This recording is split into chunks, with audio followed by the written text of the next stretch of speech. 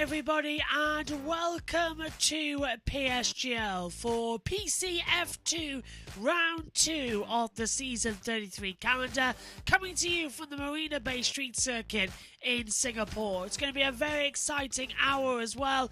The drivers are going to have a lot to deal with at one of the toughest race circuits. Let's take a look back at what happened a week ago when the season started at the Circuit de Barcelona, Catalunya.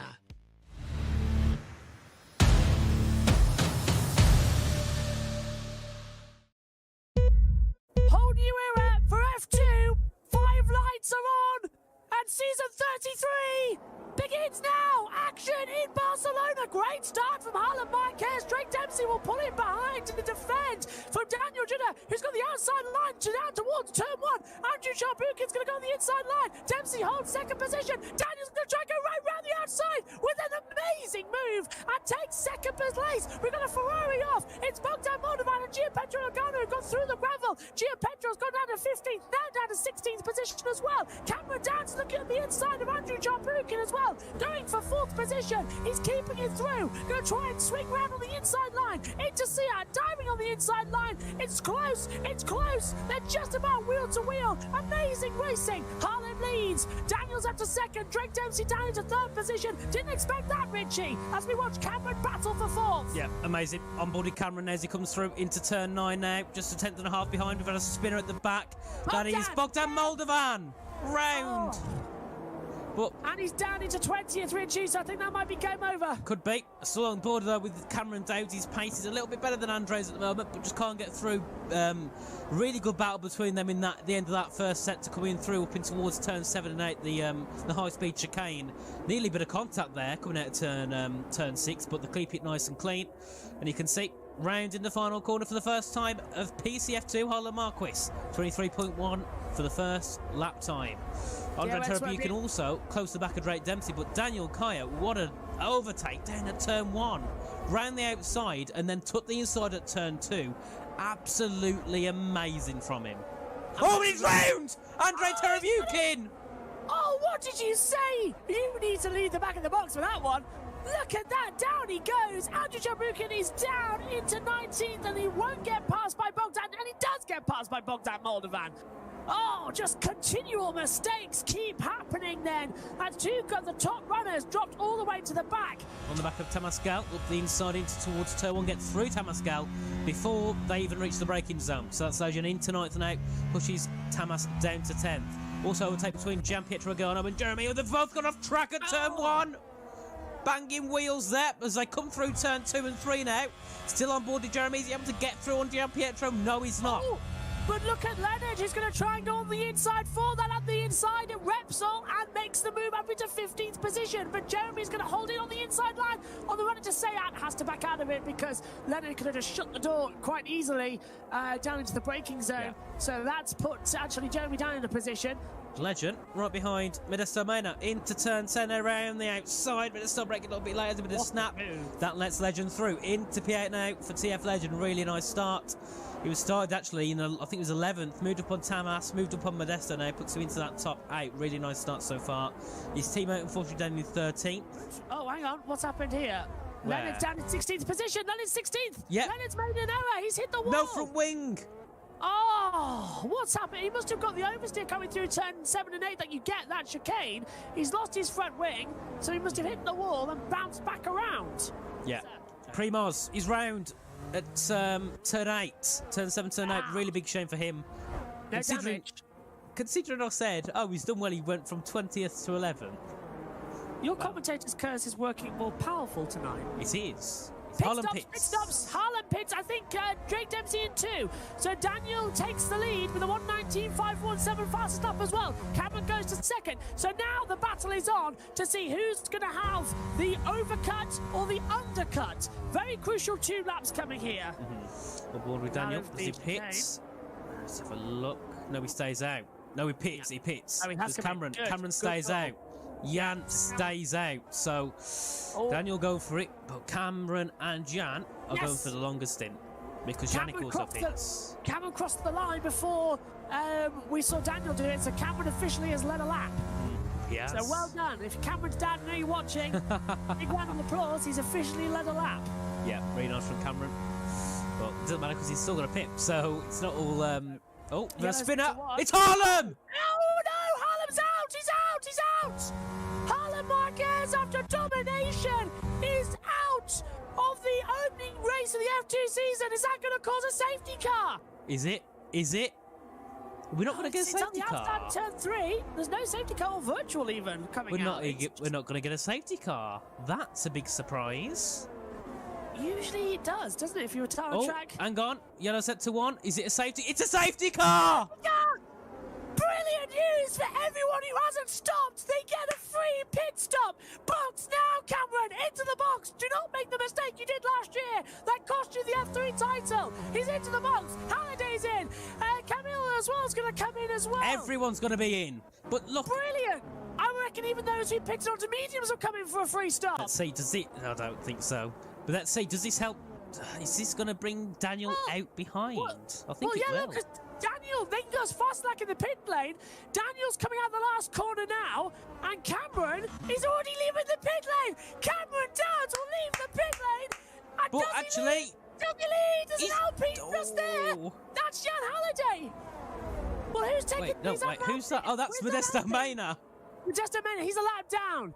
So Modesto Mena gets his lap back. So where is Jan Halliday? He's second place. Camille Stachera. Daniel's 5th.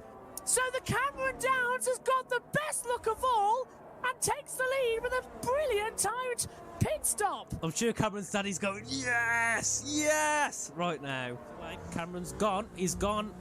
Or has he? Yes, he has. Final corner. Cameron is now gone as they begin. For lap 18 of the Spanish Grand Prix, you can see Jan's starting to gain on camera, but it won't be enough as they're still warming up their tyres going down the main straight. Also, Modesto Mena is 27 seconds behind. Primoz, I think, has gone round. Yes, he has. The final corner, Primoz is round already. He's now down 16th. But Legend on the back of Camille Stacho, just about 2/10 between those two as they come round towards turn 4. Vincent Knight is getting past Miller Mayer round the up the inside at turn 3. And I don't think Millen's close enough to make a move. No, he's not. He's going to be stuck behind. But looking, Yannick Schmidt on the back of Drake Dempsey to come through in towards turn 5. Very shortly up to turn 6. This moment here was where Drake spun last season on the first lap of the race and lost it all. This time he hasn't done that. But still look at Yannick Schmidt, 1.5 tenths now behind Drake Dempsey as they come through turn 9, basically bump drafting the back of that Red Bull as they come down the main straight. Well, the second main straight, and he's gone for the move! But he backs out. Primoz round again. Yeah, that's the second time down at Campsa as well, so he's done a 360 once again. But Yannick Smith's looking absolutely feisty, isn't he, Richie? He's pushing like crazy. He might get through even before the DRS. And he's round again! Oh my word, it just retired. He must have a puncture. Has to have a puncture to that round. Oh, he's just got really, really hot tyres. He's got no front wing either. Cameron Day's fastest. Oh, I forgot then. Good. I forgot he was leading. I went, oh, he's fast. I'm like, yeah, he's leading. That's why. Oh, look at Legend as well. He's going to run down towards turn number 1 with the DRS. Pulls to the inside line of the Aston of Camille. And it's up to 3rd goes the Ferrari. Really and nice. He's got that 64% energy. He's going to be on the back of these two fairly soon. But Cameron's pulled out the second he needs to Jan Halliday. Yeah, Daniel Kayap on the back of Legend now. Coming down the main straight. Is he able to get through on him? Yes, he can. Yeah. The Haas up into 3rd. And look behind, Drake Dempsey's under pressure from Yannick Smith, who's trying to go around the outside as well. Into turn number 1. Oh, they do touch. Off goes Yannick Smith. Dempsey keeps the position. And Yannick has to live to fight another day, but I think he had the corner there and got forced off by Drake. I don't personally think Drake did anything wrong. It's like that scene in the last Legend and Daniel into turn 1. That's Legend through, but that's Daniel onto the gravel there. Not the gravel, off track. This is going to get so many investigations, Richie. They're down in turn 1 today. Really struggling, but Legend up into 3rd. I don't know where I got gravel trap from. Cameron's defending. It's like the last lap of the 2016 Spanish Grand Prix when we had Verstappen leading Raikkonen by similar tenths. And Gio Pedro is up into 9th position. It's 29% to 8% as they head on to the final lap of the Spanish Grand Prix here. The first race in F2, this is going to be a grandstand finish no matter who out of these two win. As they enter the final lap, is Jan going to be able to get close enough? 6 tenths is the gap as they head down the main straight. It's 5 tenths, it's 4 tenths. He's going to go for it, down towards turn 1, he's going to try around the outside. Cameron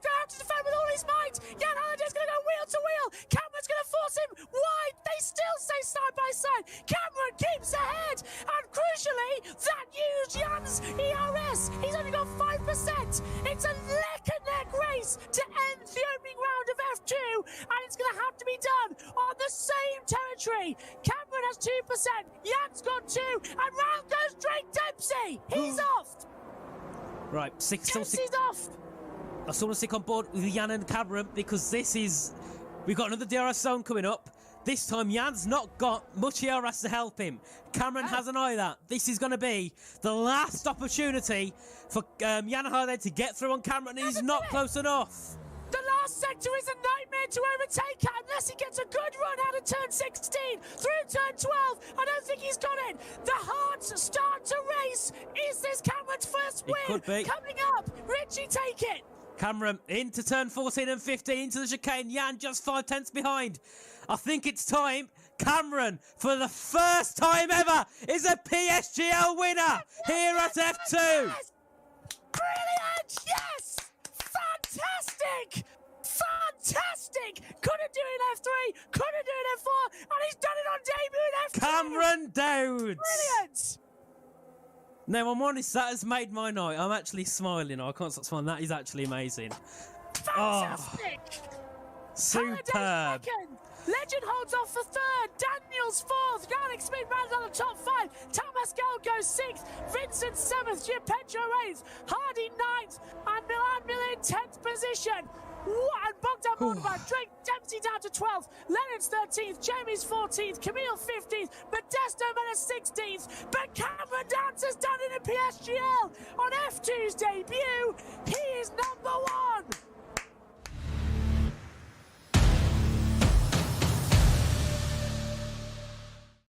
Now, it's time to look through the drivers and the constructors' standings because Cameron Dowd did a phenomenal job in that first race. Harlem, who was leading for most of the race, he had qualified on pole as well. He was looking really, really dominant in his performance. He crashed out 2 laps after he pitted onto his medium tyres. Obviously, that caused a safety car. Cameron didn't pit before the safety car, meaning he could then have a nice jump, get a quick pit stop, get back out ahead, and he was leading the race then from the safety car onwards to the end. He had a really, really tough battle with Jan in the closing laps because Jan had a lot more ERS because Cameron burned all of his within about 2 or 3 laps after the safety car, so he was really struggling on about 3 or 4% battery for the remainder of the race. Jan pushed and pushed and pushed but just couldn't get through. He was looking so close in that first sector to get through on Cameron, but the defence from Cameron was absolutely phenomenal and he kept the lead and won the race. His first win in PSGL ever, which is, you know, really, really deserved for him. And we'll have a look down, we can see Daniel Kaya on the podium. It was originally Legend in that 3rd place position, but he had an incident, I believe, at the start of the race, so he got a post-race penalty due to that, so he dropped down to 6th position, also pushing Yannick and Tamas up into 4th and 5th. Floris Wires, who was a champion of F3, was looking, in my eyes, to come into this round and possibly take the win, but he hasn't raced for personal reasons, nor will he race tonight in Singapore, so Floris is really at a disadvantage for this championship. But Benazir was one of the people that we thought, oh, he's got a chance. This helps people like Cameron, Harlem and Jan also for this championship. Look at the constructors' standings. You can see McLaren leading by 6 points. Really nice performance from them. Vincent and Cameron, the youngest team on the grid combined at the age of 26, and there's actually a couple of drivers who were nearer that by themselves. We get Altair on 14 points and the Haas and Mercedes drawing on 3rd with just 12, and then we look down and we can see Red Bull, Alpine, Aston and Alpha scoring no points whatsoever, so they've really got to pull something out of the bag today and pull off a really good performance.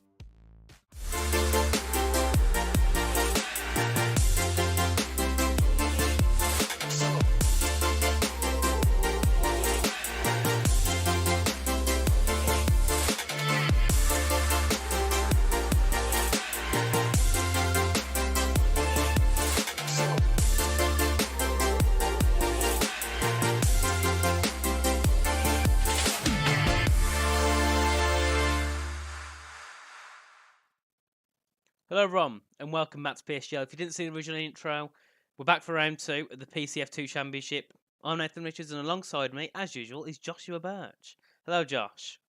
Good evening. Good evening, everybody. This is going to be a very exciting evening. I'm looking forward to this as qualifying is beginning to tick down. Singapore on an esports lobby. It's always one of my favourites. Always goes about an hour as well, Richie. So we're going to be in here until about 9:30 at least, and it's going to be absolutely fantastic. Can't wait. Let's go racing in Singapore. I hope it's dry, although 31 laps tendency it is wet. but we're going to have safety cars galore. Yeah, well, definitely safety cars for sure. There'll be people that definitely crash or get high damage and debris. But we're going to get into qualifying already now. That's quick. But before we get to that, we'll talk about the grid. So things might have changed since I wrote this up. But we've got Red Bull, Drake Dempsey and Lando Gertz. Mercedes, we've got Andrea Tarabucan then making his first appearance, Thomas Laminen. Ferrari, we've got Legend Rosenberg and Gianpietro Argiano. McLaren, Cameron and Vincent. Alfa Romeo, Bogdan and Jeremy.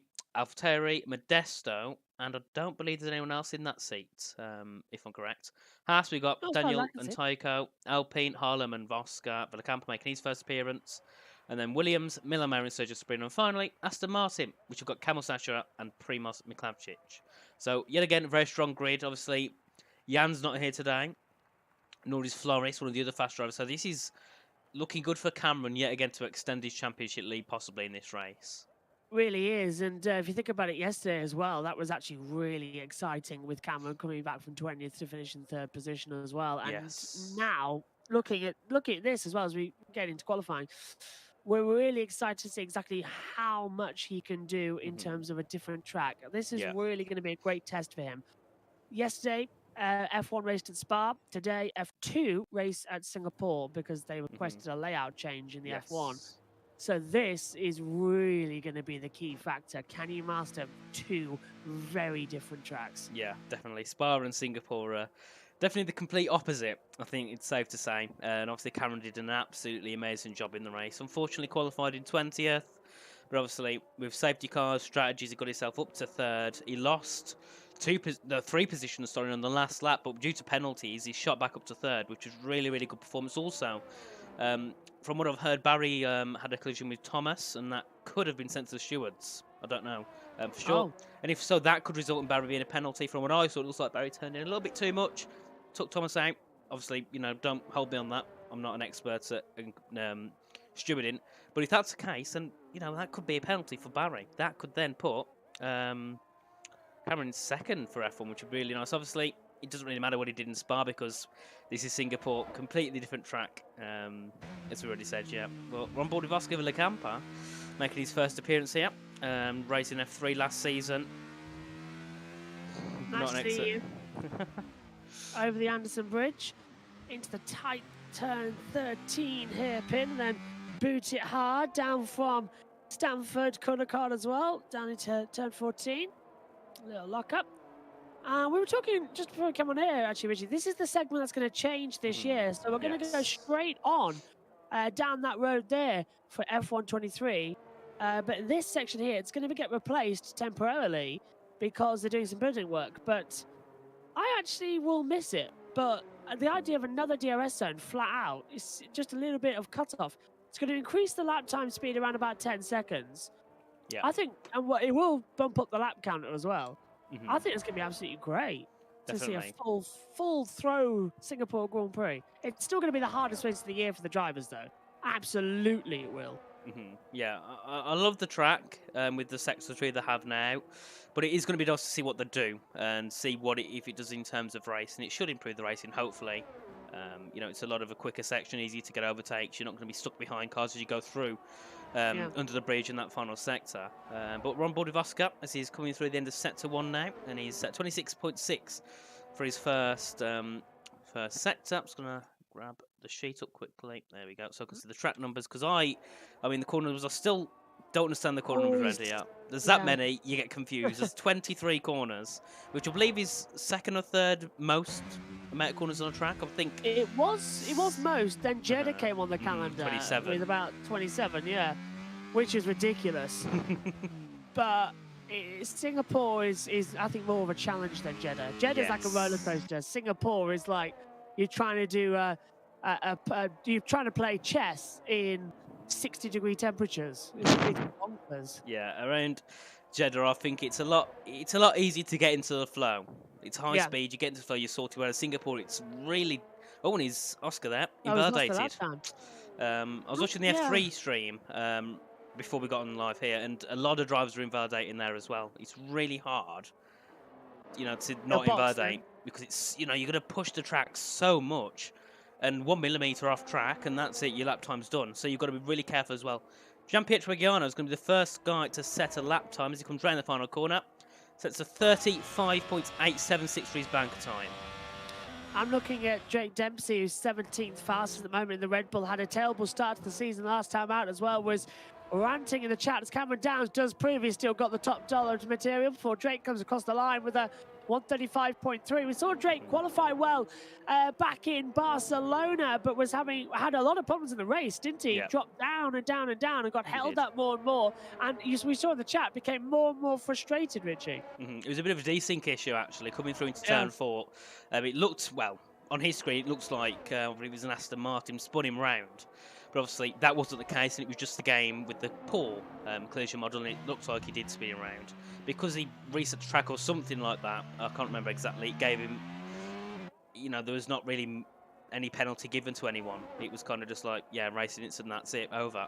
So, obviously dropped down to it, but it was 11th place, so outside the points. Really, not really good for Drake, because he was looking really good in qualifying. And obviously Harlem, one of the ones to mention as well, he was leading the race last time out in Spain.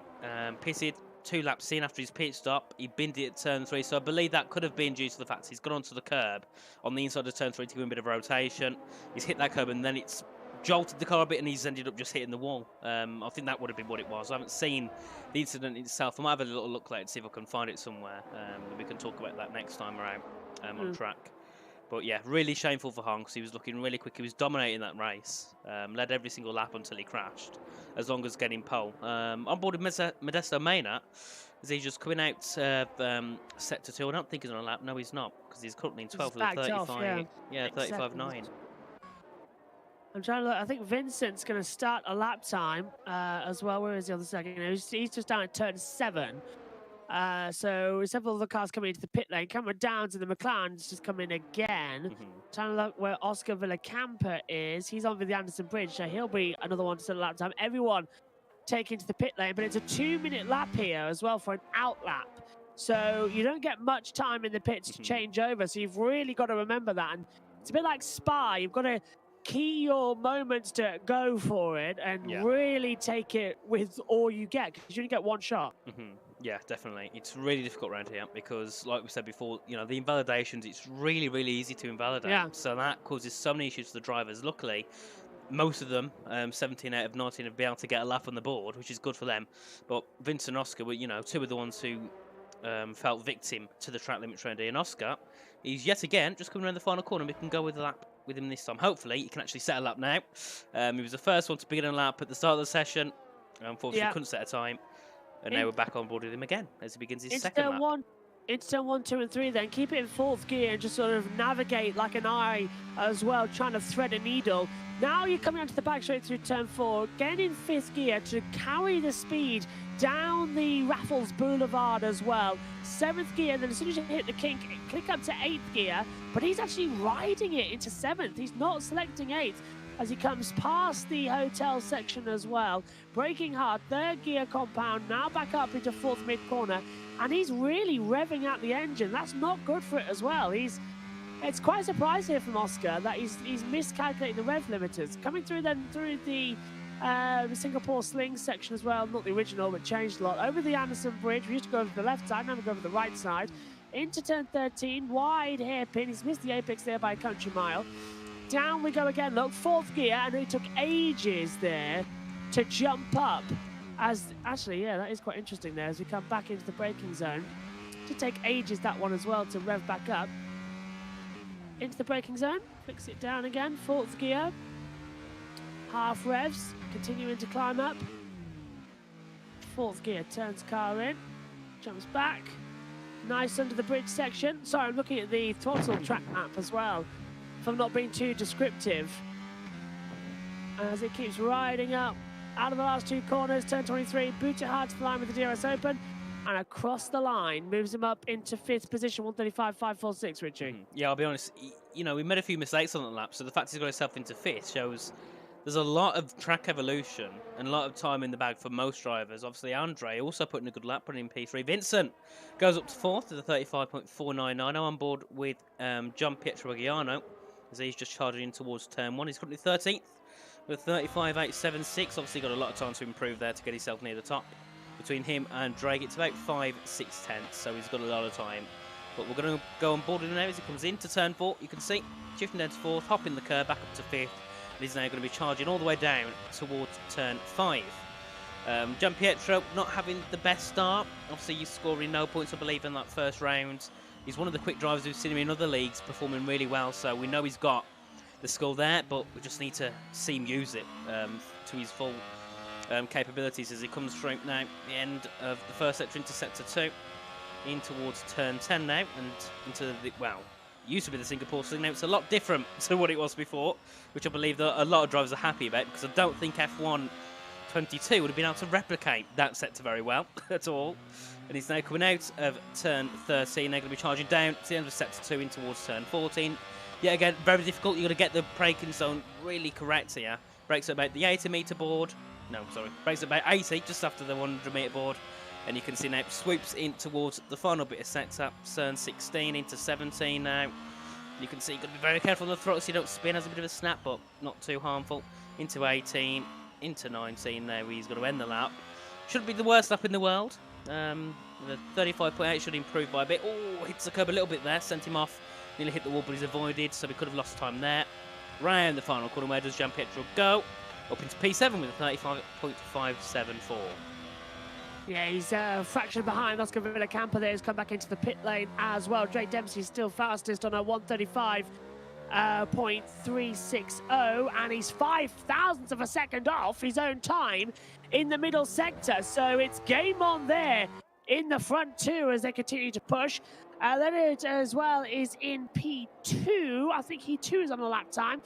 And Cameron's done in 9th position as well, so that's second place to begin with. It hasn't changed over. It's now changing again. Yeah, he's on a purple middle sector, so that could be good for him to get himself back onto that top spot. Just currently coming in under the bridge now, turn 17. Down. And you can see, you could be very careful on the throttle. Yet again, you've got high downforce, but you can't just stick your foot down straight away. You've got to give that little bit of leeway for the traction to, well, you haven't really got much traction, but you've got to let the natural traction kick in up to the line. Yes! 35.334 improves, puts himself just ahead of Drake Dempsey by 0.03 of a second. Championship really leader, nice. Championship leader on top. Cameron's just taking it at the moment. This is an upcoming star. Definitely. Absolutely. For definite. Milan Mayer coming through the final corner now. Let's see where he can go. Thomas Laminen goes second with 35.335. And that is Milan up to 14th, so not the best improvement. And that is also, I believe, Harlem, or Bogdan, up to 11th with a 35.610. Modesto Main up into the pit lane now, so he's stuck in 16th, won't improve. So he's got one more chance to improve. Kamil Sasha and Primoz. Catching up on the, catching up here on the thing. On the chat, that's what it's called. Hello to Cameron as well. So, but Connor's in as well. Big C says good evening, and he has actually said to you, Richie, not an expert in stewarding, says he's the former steward. Well, no comment on that one. Hello Logan as well. Says Joshua Birch, super fan. Hi, you're one of our mods. Hello Logan. Hope you're okay. Tom Roberts say, did I just hear a commentator cheer for Cameron? Yes, because to be fair, he's 13 years old. He's progressed from F4 to F3 to F2 in 3 seasons. He was in F1 last night and finished 3rd, possibly could be 2nd, and he's leading the F2 title. If you're not excited about Cameron's Downs getting through this quick at 13 years old in esport racing, you're not a sports fan. It's absolutely fantastic performances. It is. It really is. Daniel Kaya, however, is also on a lap, and he's down, so he wasn't on a full lap. Rosenberg improved up to 5th with a 35.436. There just puts him just behind Lennart Gertz up. But yeah, you can see how close it is between the drivers. P1 to P3, 0.03 of a second. P4 to P6, just over 10 thousandths of a second. Really, really close there. Daniel and Legend separated by 1,000th. So very, very close. And now everyone's back into the pit lane. No one on a lap at all. Legend's just coming into the end of the first sector, start the middle sector. And he'll be on his in lap now to get back into the pit, to get a new fresh set of boots, and then get back on for the final lap of the session. So everyone, it looks like, will be coming out near enough together on their final laps. Cameron still leading the way by 200ths of a second to Thomas Laminen, making his first appearance here in PSGL F2. Had a really good performance in F4, I believe it was last season, and obviously he'd been promoted all the way up to F2. So it'd be nice to see what he can do in the race. Drake and Leonard also having a really good start for the Red Bulls, 3rd and 4th. But one team not having the best start, Primoz and Camille in Aston Martin. They haven't scored any points yet, and it looks like it's going to be far off before they can actually score some points again, because making 9 positions up around Singapore can be quite the challenge, to say the least. And Andrei Tarabukin is the first driver to get out on track to begin his final lap of the qualifying session. Currently down in 7th, his teammate just 5 positions ahead of him, just over a 10th that is. So between 5 positions, that's a 10th. That's marginally close, and we could see it getting closer and closer as the qualifying session comes to a close. And you can see that Rev in the car warming up his tyres as he comes into turn 5, and Andre was leading, wasn't it? I'm not sorry, leading. No, he's in the top 4 in Spain and spun out. I believe it was only a couple laps in the race. Spun and was at the session. So he was another one that we was expecting to do really well in Spain, but obviously couldn't perform anything on it because he crashed out. So that's a big shame for him as well. And Harlem, considering his performance in Spain, he's not living up to that today. Is he now down in 13th, 5 tenths off Cameron Dowds? Andrew's hurting my ears here with the revving of the car to the inch of its life. It's like a baby screaming. You just want to go and pick it up and make sure, no, it's all right, relax, it's okay. Really, really bad. It's like, I know what you got, but my goodness.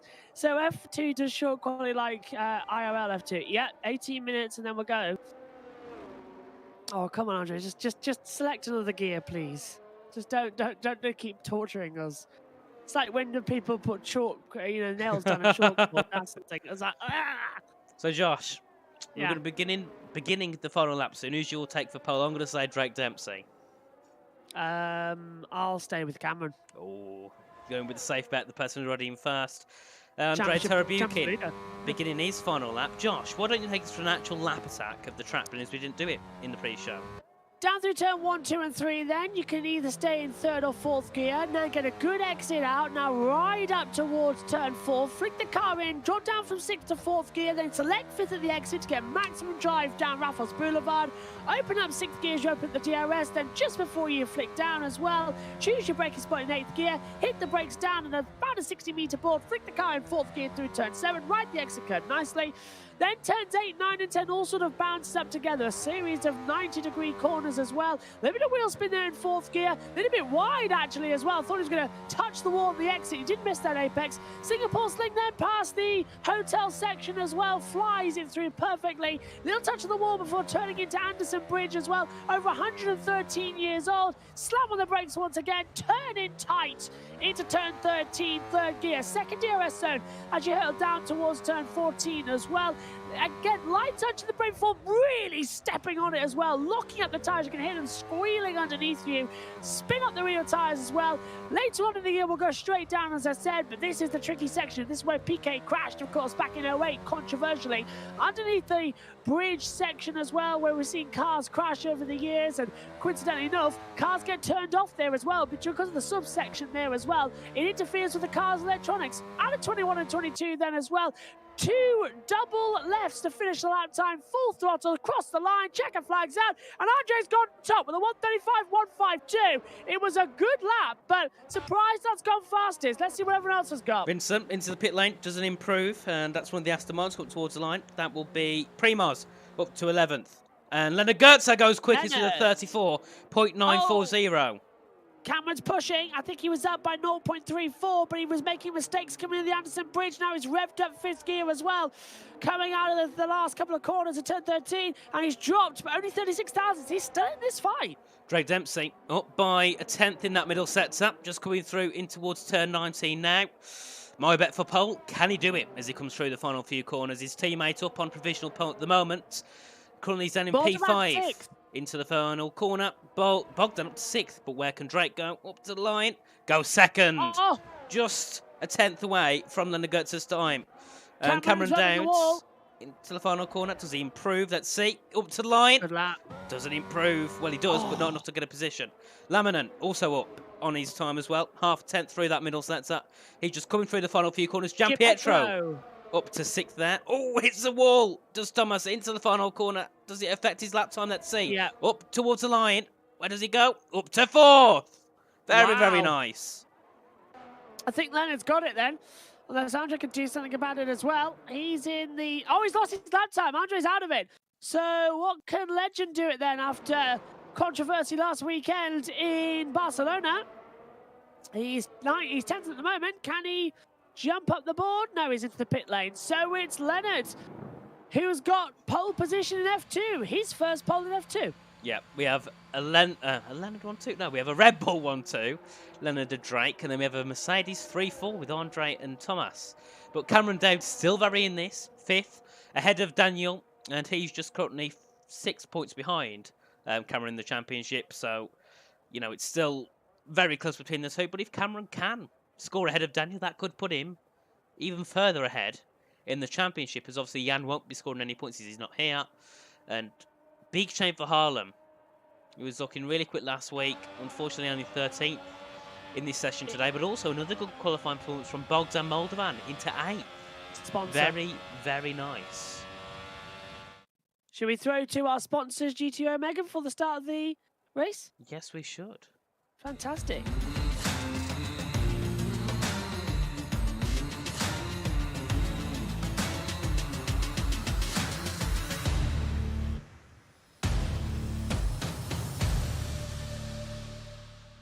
There we go. And remember, everyone, make sure when you're buying anything from GTO Omega, you use the 5% discount code for PSGL, which is just PSGL. That's all. Not a long, lengthy 20-letter code. It's just 4 letters, PSGL, and you get 5% off. You know, it helps us and it helps them. So, you know, you got nothing to lose, and you get 5% off. It might not seem like a lot, but believe me, it is, especially when everyone's doing it. So, yeah, really. I'm so glad you didn't say every penny counts, because that would have been a bit of a step on things. But it This would be really a great appreciated. race. It will. It will. And obviously, it's one of the longest races, isn't it, on the calendar as well? An hour. It will go an hour. And it's dry. That's great. And I'd like to say, all the pit crew are standing inside of each other as we look down the pit lane. Do you know, I once did an esport race many moons ago. I think it was CRL. And I did Tier 1 and Tier 2 back-to-back at Singapore at midnight. I didn't get to bed until 3:30 a.m. It was a nightmare. But a lot of fun. Yeah.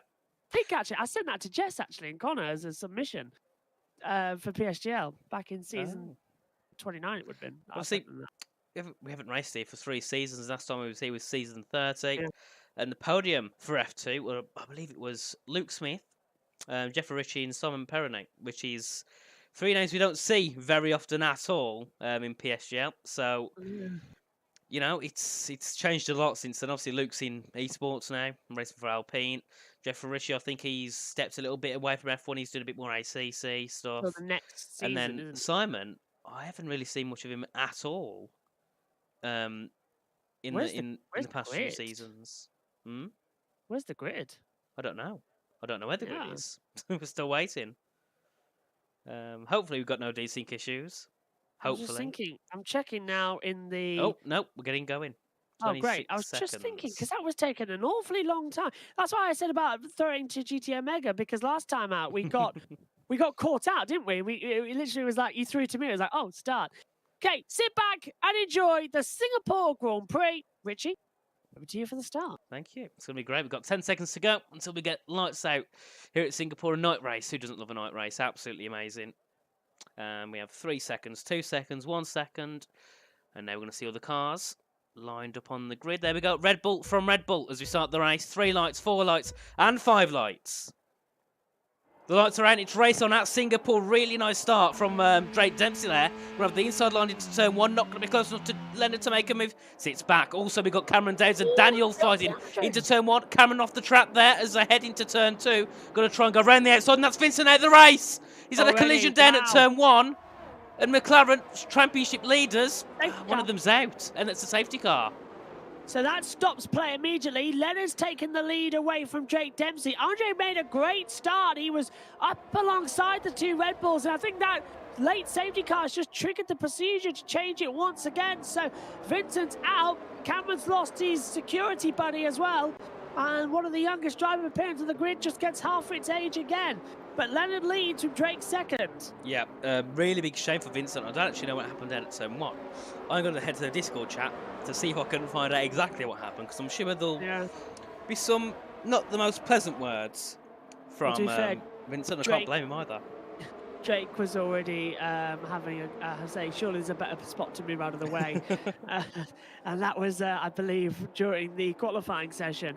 Full safety car, though. Not that I can see on the track. Where is it on the dot? Must be a VSC. That's weird, because we saw the orange dot. Let's have a look. It's VSC. It's VSC, yeah. Well, hopefully that's also something that Codemasters gives us back for F123, is the fact that we need to actually see if it's a full safety car or a virtual safety car. Primoz. Well, that's... I'm not going to comment on that one, because as a top-level driver, you shouldn't be getting drive-through penalties, but... Back to green. It is, and finally, we're back. Tycho Hardy getting past Bogdan Mulder on there. I think that was down at turn 19. And, Tycho and Bogdan still fighting. We'll scroll down, there we go. Bogdan nearly in the wall, coming out the last corner as well. And that's going to allow Legend right alongside down the start-finish straight. That was one lap, by the way. It took 1 minute 56 to complete that one.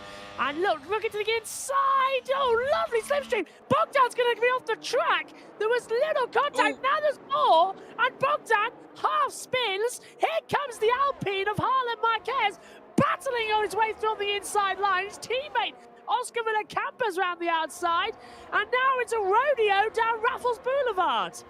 Really, really nice from Harlem there. Still going to be under pressure though from Legend as they head into turn 5. Legend's going to take the inside line, Harlem around the outside. Oh, a bit of contact there. Legend pushing Harlem off a little bit, but Harlem now going to be stuck down in B10. Still pushes it through into turn 7.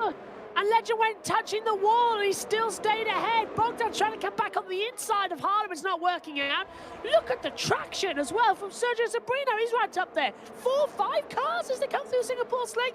This is going to end messy into turn 13. And at the inside, that was Camille making a move. Yep, and you can see now, look at that battle in the gap, 1.7 seconds between 8th and 9th, which is not ideal on the first lap of the race. So we're going to have 2 little DRS trains by the looks of it. And also Bogdan Moldovan right behind Harlan Marquez into turn 14. Not close enough to make a move. Yeah, again, it's going to be very hard to make a move around here. Really, really difficult to get overtakes done. But if you've got the pace, you can do it.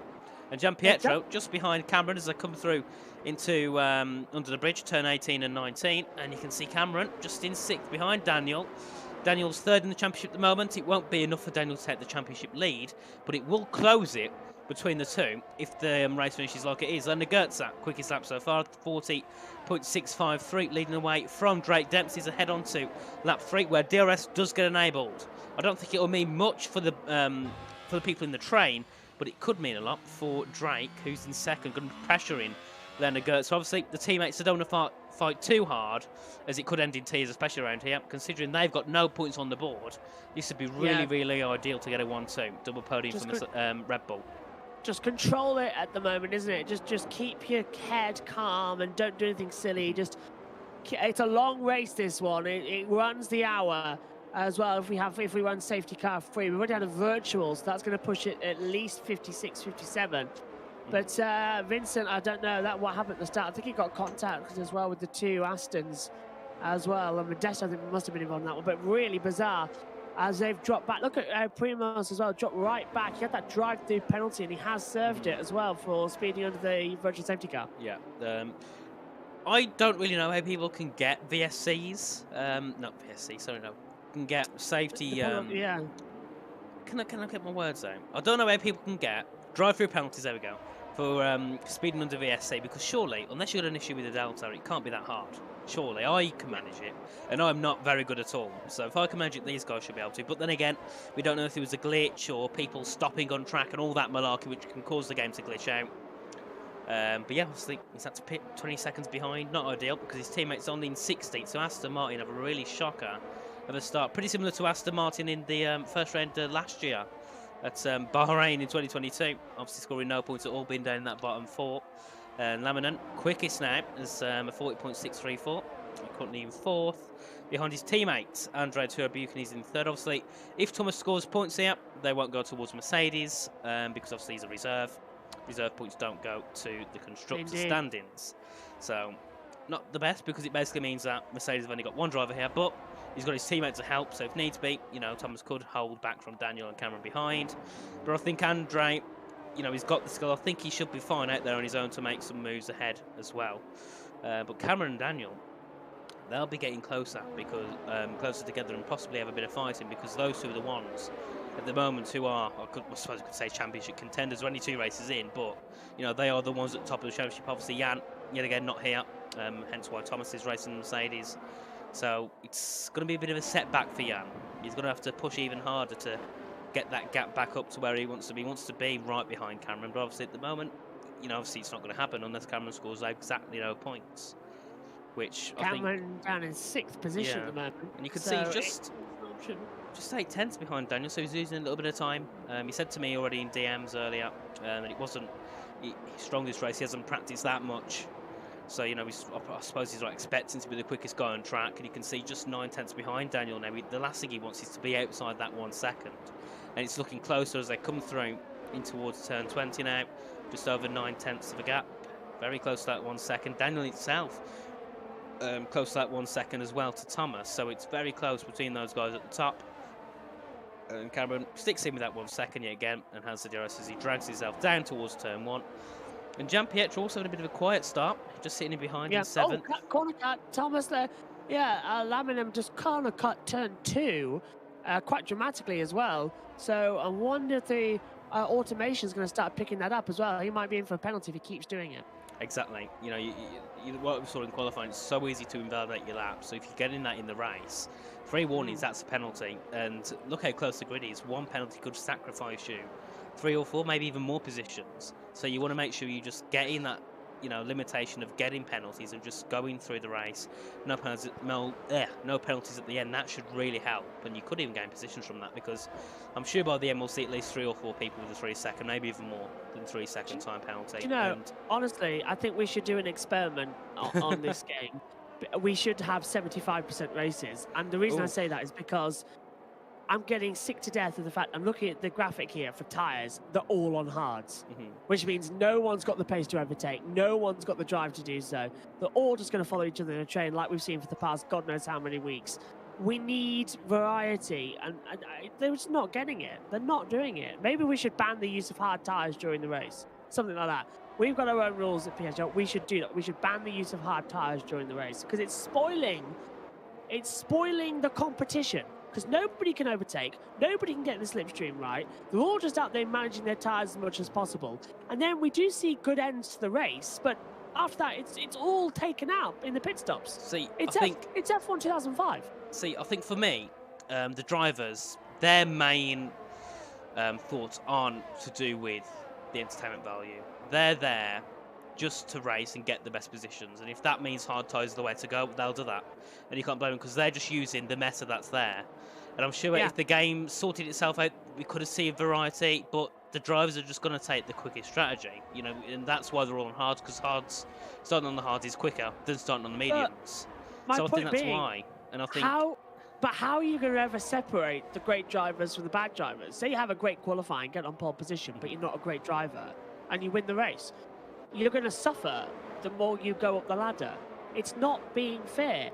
And that's the thing as well. We should have the situation where we have tyres that are raceable, that we can have overtakes with. And you just don't get that with this hard tyre run for the first 19, 20 laps of the race. Because then it only gives you like 11 to push. And by that time, the field's spread out. And Thomas. It's past Andre as well for 3rd position coming into turn 13. And Andre's still coming back at him though, Richie. I'm going to switch to those. 1 second, there we go. 4/10 of the gap between those two. Obviously, that was either a calculated move or, Thomas had a better run into turn 13. Yeah, I think there's definitely lots of grey areas about tyre strategies, because yes, it is a little bit boring, but I think at the end of the day, the driver's main focus is just on winning. And if that means taking hards, they'll do it. You know what I mean? They're going to do everything they can to be quicker. And Thomas there, getting very close to the wall as he comes through turn 21. You can see that's delayed Andre just to get right behind him again. As they head down towards turn 1, he's going to be alongside Jesse and gets past Thomas before the braking zone. Now that looked like a planned move to me there, Richie, to quote Roy Walker. Well, I couldn't see the best angle on the cameras because of the spectator cameras, but it looked like Thomas had a bit of a dodgy entrance into the final couple of corners that could have ruined it really. And Thomas yet again coming back at Andre. And by the way, I still can't understand how to say Thomas's name right because I'll get it mixed up every time. Sometimes I say Tomas, Thomas, Tamas. It's too confusing, but I suppose we can just stick to Laminen, can't we? I believe it sounds Finnish to me. Laminen. Do what we always do, grab him in for the chat and ask him how you say the name. Well, but Daniel right behind Thomas as they come through. The little sector, and hopefully the pit stops change it up a bit because we're not getting too much action. Bogdan and Oscar fighting though, however, through into that Singapore Sing section. That's, Villacamper's on the bridge sideways! It's Harlem. Oh, sorry, yeah, I'm on it. Oh, well, that's not great, is it? It's Harlem again. Yeah. Second spin. Sorry about that. I changed to Oscar Villacamper, and it's an Alpine on the bridge, and I thought, oh, he's round because the camera was stationary. But you are right. It's Harlem Marquez with his second spin of the F2 season. It's not great, is it? You know, yet again, his pace wasn't looking too bad in the race, but he's dropped it again. That's the type of things Harlem doesn't want. He's reminded me a little bit of a Charles Leclerc at the start of last season. Great driver. Great pace, but too many mistakes, and that's what's ruined it. Here, don't we? Obviously, yeah, he was only in 10th, but 1 point's better than none, and now he's going to be in 17th. So it's not ideal at all for Harlem. No, that was more like Luke Skywalker's now. Well, you tried to do the Charles Leclerc no at France, but it wasn't the best pronunciation, was it? I am wearing an Impression. Kenobi t-shirt. I am wearing a Ben Kenobi t-shirt.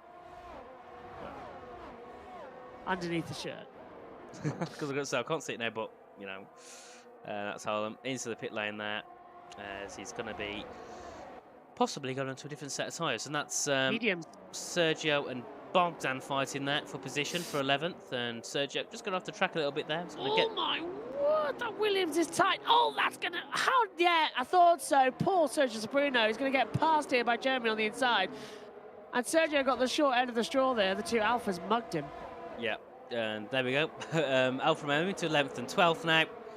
Not the most ideal positions because they're not earning points, but it's better than being in last. Somebody call the police. There's been a mugging on the streets of Singapore. And that was Nesta nearly hitting the back of Camel as it comes through into turn 13. But I'd like to comment, look here, Andre and Thomas, 2.4 seconds behind the top two. And then also Oscar and Bogdan, they're over 5 seconds behind ninth. So anyone in the top 9 have pretty much at the moment secured themselves the top 9. And the top two are getting ever closer to securing themselves that top 2 for Red Bull, which would be really, really helpful for them. Obviously, scored no points so far this season. They want to be getting some good points on the board. Drake having a really bad race in Spain. It was going well until the last lap when he got a bit of a game issue, really. Obviously, getting spun around by the car behind him, which would have been, I think, Camille, if I'm correct. Looking like it must have been. Drake got very angry. Can't blame him. And I believe it was something like he reset to track or he got back onto track aggressively. And it was like, wow, you know, he didn't actually hit you, so it was a bit unnecessary. So obviously no penalties were given out. So Drake suffered that 11th place and got stuck there. But this race, it's a whole different story as he's up in second and could be on for a possible first if he can battle with his teammate and get through. Obviously Leonard, he's very good around street tracks. We saw his dominant performance last season in F3 at Monaco. Yeah. Won by, I think, 19 seconds over the rest of the grid. So he knows his experience around these street circuits. A bit like a Sergio Perez, isn't it, really? Wins in Monaco. Could be winning here in Spain. That's Oscar Villacamper out! Second DNF, and that has deployed the full safety car, which is actually the perfect thing that could happen for this race, because it will give everybody the free change of tyres they need. Presumably they'll come in for medium compounds. It's become a pit stop race now, Richie. But the issue is, I can't see the top 4 pitting because look, Leonard and Drake separated by a second, Andre and Tomas separated by a second. So they're not going to pit because they just lose too much time, and you can't pit one and not the other. And I believe most drivers will just stay out. It'd be the cleverest thing to do. You're not going to pit now, and you're not going to do over 20 laps on medium tyres. That's just not going to happen. Legend's in. Legend is in. So I think he's the only one to take the bait. That would mean he's got to go for a 2-stop because surely you can't do 21 laps on medium tyres around here. Either you get a puncture. Bogdan. All 4 of them pitting. Either you get a puncture. Modesto, Camille. Yeah, they're going to go mediums, Rich. They're going to go mediums. They're either going to go mediums and for some reason try and take it to the end. Inters! Inters! Bogdan's on Inters! I know what Bogdan's doing. He's doing the strategy of you guys got to pit onto a different set, a compound, and then pit back onto the old set. But I really hope. But the issue is, if you pit onto Inters, do they class as a separate dry tyre compound? They don't, do they? Because they're wet tyres. So has that ruined Bogdan, or has he had that glitch he had the other day? He put a post on Twitter, and he wanted mediums. It gave him softs. So has that glitch happened again? Because I'm sure it's 2 dry compounds you have to use. I thought it was 2 dries, to be fair. It must be. You can't do that. It has to be a different dry compound. Jess just confirmed it, and so did Yona Martins. And Yona says he's wanting out pit, but I suppose the thing is, if the top 4 didn't pit, I think the rest of them thought actually. From lap 11 with no safety car. Yeah, they should have come in. But I don't think they're in a disadvantage now, because I don't think they're in a disadvantage because none of them have pitted. So it's not like it's not like someone's going to have a massive payoff from it. I don't think. Jess has said Carter Lundy, of course, got disqualified from Singapore doing the same mistake one year. Well, yeah, very interesting to see what happened with Bogdan, because obviously it's going to be 2 different dry compounds he's pitting onto Inters. So unless it's going to rain next lap, which is very undoubtful, very weird. He's got to come in and change it again to another set of tyres. So that's him out, really. Yeah, practically, yeah. I'll take me. Oh, hang on. Is Lennon going to come into the pits? He's thinking about it. No. Drake. Oh, hello. Andrew Chabukin does pit. He's come in down pit lane. Anybody else going to take him up on the offer? I think there will be a couple. I think Tycho Hardy has come in, and they too have gone on to intermediate compound tyres. So, the last time Yona said something in the chat about why did no one pit, or why did no one do this, why did no one do that?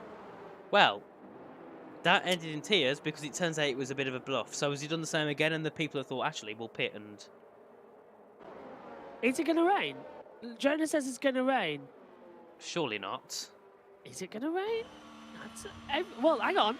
Bogdan, Andre, Tycho, Modesto, Camille, Primoz, and all on intermediate compound tyres. We've seen no forecast of rain. Well, this is very odd indeed. If anyone in here is engineering someone, can you tell us, is it going to rain? Because this is very odd. Bogdan's decided to stay out on his Inters. But they're going to be burning out. They're going to be burning out Inters. We'll stay on board with Bogdan to see if it does rain, because we'll be able to see the speckles on the track. This is... Well, Singapore, welcome to Rain Watch. Well, God, that takes me back to last year. Do you remember? 2 hours I spent on the watch-along commentary talking absolute nonsense, just waiting for the start procedure to happen. Singapore, it was really wet that weekend, wasn't it? Yeah, and then the next weekend I had to do it again in Japan. And that was even worse because it was at 7 o'clock in the morning, which I'd say is definitely a lot worse. And I think actually that was actually a really bad day for me commentary-wise, because earlier on in the day we had a 2-hour delay for MotoGP due to rain, and then Singapore had a 2-hour delay for rain, so it was rain day. Timon says, "Oh, rain, told ya." But the thing is, Timon, I can't see any rain. Hello? I haven't seen Timon in years. Hello. And the thing is, if there is rain, why have none of the top 10 pitted onto Inters? I'm hoping for the love of God it's not desync, and that the other top 10 have been a little bit silly. If we have to red flag this, I doubt it. Yeah. We'll go on board with Lennon to see. Is he going to pit? We'll go on board with Drake as well. And no, they're not pitting. This is really confusing.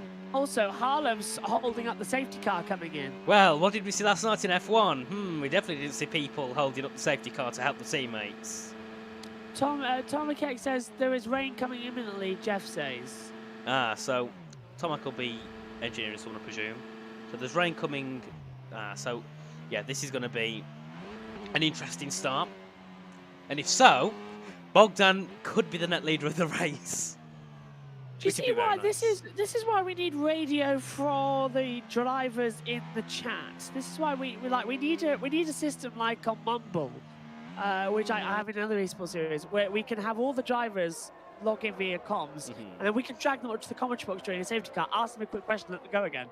I think Tomac is engineering. Camille, that's a wild guess. Well, I don't think we'll know who's engineering. I would have said one of the Alfa Romeo drivers, but I forgot. Bogdan and Jeremy aren't actually now for Romeo, so. He's in the VC with Camille. Somebody get the ball, 3 cups, and say, where's the ball? Where's the ball? Where's the rain? Where's the rain? Is it under here? No. Is it the rain here? Is it no? Not in this one. The hand is quicker than the track of the eye. Let's just hope that Jeff isn't being silly.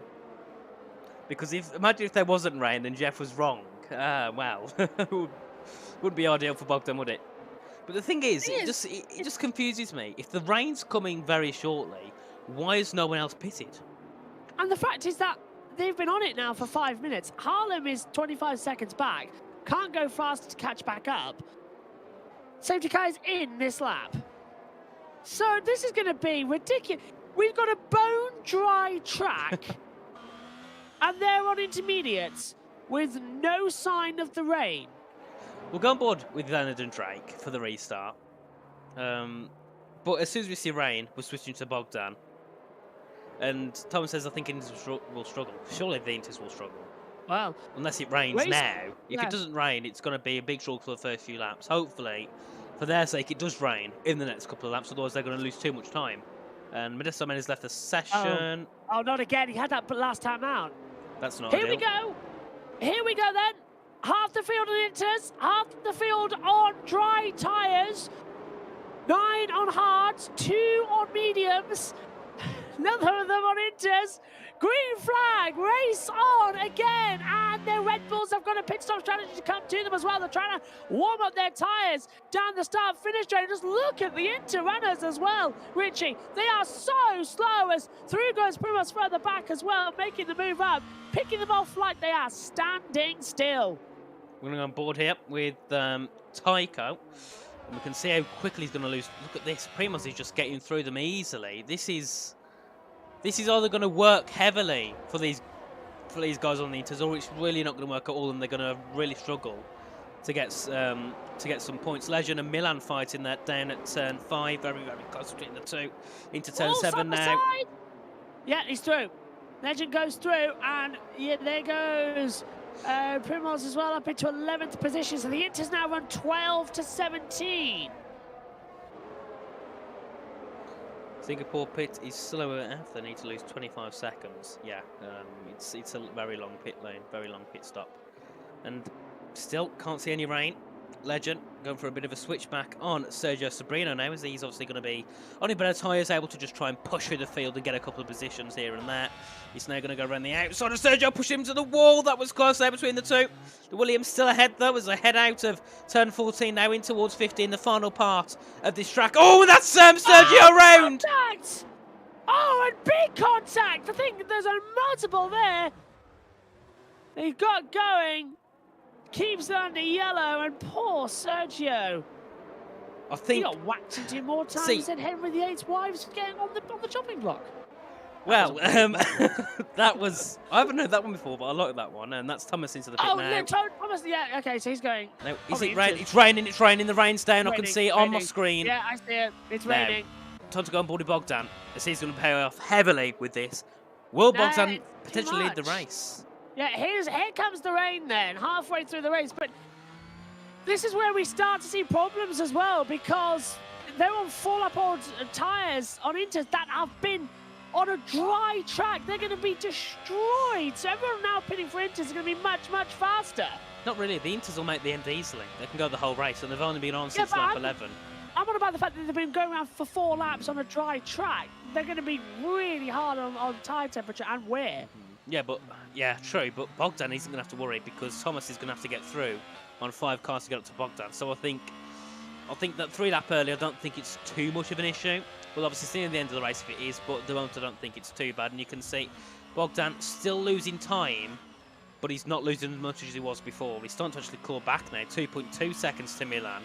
So we'll see in a second when those inters get better. And the gap's coming down very slowly between Bogdan and Milan. And it's around 2.1 seconds now. Everyone surely will be pissing this lap onto a set of intermediate tyres. I don't think it'll go to full wet, so I think it'll just be inters. But we'll see. And you can see Bogdan out going a little bit deep. Down into turn 16. And gaining now more and more on Milan, 1.8 seconds. He's gained 4 tenths in a few corners. And he's gaining lots of time, yep. And the rain is very scarce around this final part of the track. And DRS has been enabled. Oh, it stopped. That means the rain is disabled. Oh, no, it's disabled. That was quick. Enabled, disabled. And there we go. What do you expect? And pit lane. The top 6 staying out. Yeah. Bogdan is 4.9 seconds away from Primoz as well as things stand, so he's right there. But Drake Dempsey's also right there behind his teammate as well as they come down Raffles Boulevard once again. Can he get in the slipstream? If he takes the lead here, he'll get priority pit stop. That's the thing. One of these Red Bulls, you're going to have to stay an extra lap because they're not going to make this. They're not going to do a double stack because you'll lose just stupid amounts of time. You can see the rain's getting heavier on the track now. Look at this, even heavier and heavier, and you can see the raindrops on the track itself now. Bogdan will start clawing time on Primoz very shortly because the crossover will be very quick. Oh, and that's Andre way wide. Nearly hitting the wall. That was a close one. Bit close for comfort. Look at the front. Look at the front. I'm sorry to get across it. You've got to look at the front. Leonard is going so wide. He's the first one to meet these conditions. And Drake is just so stuck behind him as well. It's like watching 2 magnets pull each other around. It's fantastic. You can see, look I think he's going to go for it. Hardly any grip for Leonard. Hardly any grip for Drake, but Drake's in a bit of a better situation than Leonard so far. As they come through in towards the bridge section now, turn 18. Big slide from Daniel. Cameron also going to be at a bit of a disadvantage here. Obviously not pitting early. Oh, that's a slide for Drake. I think he's realising it's time for wets because it's visibly getting a lot darker now out there on the track. Oh, and Leonard pits. That's that. Drake was going for the pit lane, Richie. Drake was going for the pit lane, and then Leonard just darted in. So Drake's been forced to do another lap. And Bogdan is the net race leader of the race. What? It's thrown even more. And he's catching. He is. He's, you know, the crossovers now, you can see the puddles on the track. Bogdan, it's going absolutely amazing for him so far. Started down in that bottom 10, but at the moment he's looking for a provisional P1 with also Andre right behind as well, as he's in P2, followed by Tycho and Camel Stachura. Camel was down at 16th earlier on. He's now up into 5th. Sorry, Andre's got a great run down towards turn 7. He's going to look on the inside. He thought about it. Jeremy's got a penalty for track limits. That's unexpected in this weather. Yeah, it's not ideal for Jeremy Assel, down in 13th. And the guys look a little bit quicker behind. Sergio. DNS knows that's basically it for him. Harlem as well. Look at that. He's benefited. He's in 6th now. Considering he hit the wall, I think it was, and he was spun round, and well, it's definitely gone the way he wanted it to. Drake's in trouble here. He's really slipping and sliding out there, struggling to get traction. He's 5th gear down the straights, revving the life out of that Red Bull. And there we go. You can see the track completely wet now. Drake's lost 3 seconds to Bogdan on this lap. The gap was 8 seconds at the start, so now 5.7. Andre just behind Bogdan as they go through into turn 16 and 17. Love to see what Drake will blame in the chat this week. Come on, Drake. He's been forced into this extra lap. I feel terrible for him as he boxes now. And he's going to lose so much time. He's going to come out in that bottom 10. And I'll commentate cursing him already because I said Red Bull looking for a 1-2. At the moment, Bogdan. That doesn't look like the case. And Bogdan takes the lead of the race. Really, really nice for Bogdan. He won in F4. He's won a race in F3 last season. He's looking here to win another race in F2 so far. Just over halfway of the race now. 17 laps completed. And I believe that's about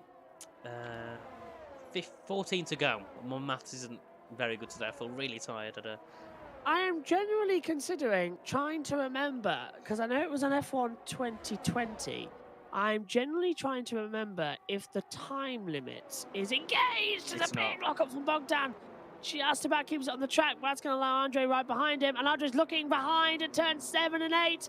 He's tapping the back. Bogdan somehow caught a break. Yeah, I was just wondering, is the time limit engaged at an hour? No, there's no time limit on the game. Good, because it was on F1 2020. I remember that because we got timed out in Singapore once before. You can see heading through, and it says time limit only matters with a 100% race. Oh, great. Yeah, those CRL tier races, by the way, were 100% races. Ah, well, that would explain why. I think 100% would be too long for some of the drivers on here. It was a long 62 laps. Yeah, and solo comms. Oh, that wouldn't. It would definitely wouldn't be the most ideal situation at all. Yeah, 2 back to back. It was a long night. Well, that definitely won't be the case here, luckily. And still, this battle's going to get even heavier between Andre and Bogdan, because obviously we saw when Sergio and Leclerc were... Sergio, no. Yeah, Sergio, that's it, yeah. Yeah, you're right. Sergio Perez and Leclerc fighting at Singapore last year. Leclerc had a little bit more speed over Perez, but, you know, you just can't get through. It's so difficult to make an overtake in the wet. It's difficult in the dry. Yeah. Never mind the wet conditions. And that's why I'm looking forward to the removal of that last section, just a straight line. It'll create another opportunity in another DRS zone. Big snap there from Camille coming out the last corner. I'm surprised he didn't throw it towards the pit wall. Track looks like it's on snow down the start. It really does. Weird. It's like Grand Theft Auto at Christmas. Well, I think Grand Theft Auto probably has better driving physics than this game. I wouldn't be surprised anyway. But if to be fair, try and break. The thing is, if the race finishes like this, Bogdan, Andre, Tycho, or even if it was Andre, Bogdan, Tycho, we'd have 6 different podium sitters in 2 races, which would be really, really nice for the championship. So it's definitely going to throw the championship up if it finishes like this. Obviously, Cameron down in 9th, only scoring 1 point. No, 2 points, sorry. Leonard in 7th, so it's not ideal for him either. And those 2 are the ones at the front of the championship. Harlem in 5th, obviously he scored no points yet, so it'll put him, I believe it's 8 points, isn't it, for 5th? I'll get confused with the PSGL scoring because I have about 3 different leagues and they've all got different scoring along with F1 as well. So it's like trying to learn a new alphabet for every single league with the point scoring system. And Camel, I say we should go for the point scoring system of the FIA, where if it's 50% race distance, you get this amount of points. But then it'd be 0.5, and that'd be horrible to read. Yeah. No 0.5 anymore. No 0.5 because they changed the system after Belgium. Yeah. Oh. But Camel, I don't want to say he's going to do well, because if I say he will, he'll get desync issues. The last time I said he was doing well in a race was last week in Spain, and he had a desync issue. I believe it's in WR. I said multiple times, he's doing well. Then next minute he had a desync issue. So I don't want to commentate curse him today. Wouldn't be ideal for him. He'd probably hate me even more than he does Your now. commentator's curse is more powerful at the moment. Honestly, I'll be very surprised if I don't get hired by Red Bull for the upcoming season to help Max and Sergio. Well, they're coming next. It's tomorrow, really. So yeah. Well, yeah, it's just up tomorrow. So if I'm not here next week, that's because I'm going to be helping Red Bull Acer. Well, we haven't got a race next week, have we? Is that the reason they've overspent on the budget this year once again? Maybe it is. Already. Well, they overspent by 400,000. I don't think I'm on £400,000 with them. I wouldn't mind it, but that's definitely not the case. And you can see, you know, yet again looking through the lap, Andre, he can get so close to Bogdan, but you know, there's not enough space for him to get through. So, you know, it's as long as Bogdan doesn't make major mistakes, I think it's pretty safe to bet Bogdan's not going to win, because I'm not going to commentate and curse him. Well, we know what's going to happen now, then, don't we? I dodged myself in that one. I thought, hang on, right, we'll back out. But yeah, Bogdan. it's definitely not going to be the most interesting race, is it, Josh? We're not going to see much action, I don't think, unfortunately. We'll go a little bit further down the grid to have a chat with some of the drivers further down. We'll go on board with Gianpietro and Cameron. These 2 are getting close together as well. Yeah, this is the problem I was on about earlier. Is the fact is that it just doesn't change once you're on the same tyre and spread out. There's not a lot of overtaking. And Gianpietro on the back of Cameron Daisy as they go through into turn 14. And you can see Gianpietro right close to Cameron, but in order to get through, it's going to be really, really difficult because, you know, the cars are boats already. It's so difficult to, you know, get a move in the wet around such a thin track like this and make it through cleanly without a collision. Yeah, and I'm just thinking about the modifications they're making this year as well, where the last corner, you know, well, the little right left you have as well before the last two corners, that's going to get moved back next year for a runoff area like turn 7. So the paddock's a bit shorter, but it also changes the line into that chicane. It's going to allow a lot quicker run onto the start finish straight. So I think the track's going to be around about 11, 12 seconds faster next year. It's going to be 11. fantastic. Yeah, because the move of that chicane is around about 10, 11 seconds. Bogdan again locks up and runs wide, coming through turn 7. And look how much time Andre gets on him there. That's where Bogdan struggles the most, turn 7, out of the long straight. Well, it's really difficult there. We saw Lewis Hamilton crash there last year as well in the wet tyres. Very difficult braking zone. And Gianpietro was looking for a move actually on Cameron as they headed into turn 5, but Cameron went defensive, sent Gianpietro wide. Oh, hang on, what's that there? That's someone spun round. That was Esteban Mena down at the end of sector 2. 360'd it. Can't seem to get back. That's not great, is it?